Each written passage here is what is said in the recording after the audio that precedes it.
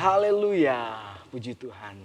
Selamat pagi buat kita semua dimanapun Bapak Ibu Saudara berada. Saya percaya kita dalam berkat-Nya Tuhan. Amin. Mari tidak berlama-lama, di pagi hari ini saya ingin berbagi renungan firman Tuhan buat kita semua. Saya mau kasih judul renungan hari ini, di pagi hari ini tentang berjuang atau perjuangan. Apa sih berjuang atau perjuangan itu? Bapak Ibu Saudara, saya sempat mencari di Kamus Besar Bahasa Indonesia tentang berjuang atau perjuangan itu adalah suatu usaha yang penuh dengan kesukaran dan bahaya. Nah, kalau boleh dikata atau saya simpulkan, perjuangan itu adalah hal yang tidak mudah untuk kita lakukan. Saudara, apalagi di tengah-tengah persoalan hari-hari ini, nggak cuma di negara kita aja, tapi di negara-negara lain pun sudah merasakan dampak yang luar biasa akhir zaman. Nah, Bapak Ibu Saudara, ada beberapa hal yang harus kita perhatikan saat kita berjuang atau melakukan perjuangan dalam hidup kita. Yang pertama adalah fokus. Saya buka ayatnya, Bapak Ibu Saudara boleh simak atau bisa buka Alkitab masing-masing dalam Ibrani 12 ayat yang kedua. Ibrani 12 ayat yang kedua, saya bacakan buat Bapak Ibu Saudara. Marilah kita melakukannya dengan mata yang tertuju kepada Yesus yang memimpin kita dalam iman dan membawa iman kita itu kepada kesempurnaan. Saya garis bawahi mata yang tertuju kepada Yesus. Artinya kita fokus. Seringkali kita itu bukannya tidak fokus, tapi bahkan salah fokus kalau mau dibilang. Kita salah memprioritaskan fokus kita kemana. Jadi buat kita itu goyah, artinya fokus kita yang hilang. Atau kita gagal fokus, kalau boleh dibilang kita salah fokusnya.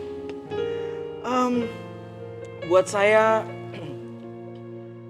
yang menjadi fokus kita atau prioritas kita adalah ya mungkin pekerjaan, keluarga, ya kekasih mungkin, atau yang lain sebagainya. Tapi buat saya cukuplah Tuhan Yesus sajalah yang menjadi fokus kita.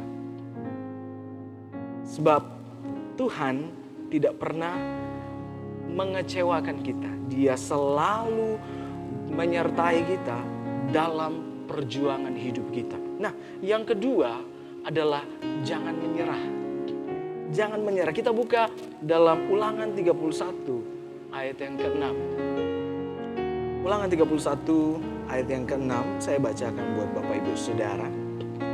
Kuatkan dan teguhkanlah hatimu.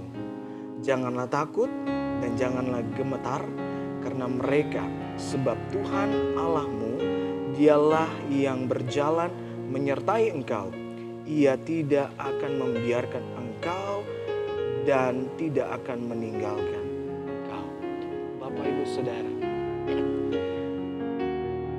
buat saya, selain kita berjuang untuk hidup kita, menjalani setiap hari-hari, banyak hal yang kita hadapi, kita juga harus mempertahankan atau berjuang namanya dengan iman kita kepada Tuhan. Banyak hal yang buat kita goyah terhadap iman kita kepada Tuhan. Itu sebabnya yang pertama adalah fokus. Yang kedua, jangan menyerah apapun itu. Keadaan apapun kita harus tetap fokus dan kita harus tetap berjuang. Dan jangan pernah menyerah dalam keadaan apapun. Ingat, Tuhan itu selalu menyertai dengan kita.